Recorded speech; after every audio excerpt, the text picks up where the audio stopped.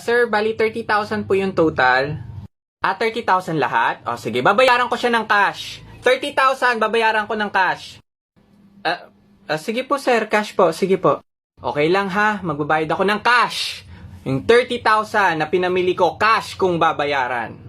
Ay, hindi niyo na po kailangan sumigaw, sir. Oo, cash, sige po, oo, naintindihan ko, cash.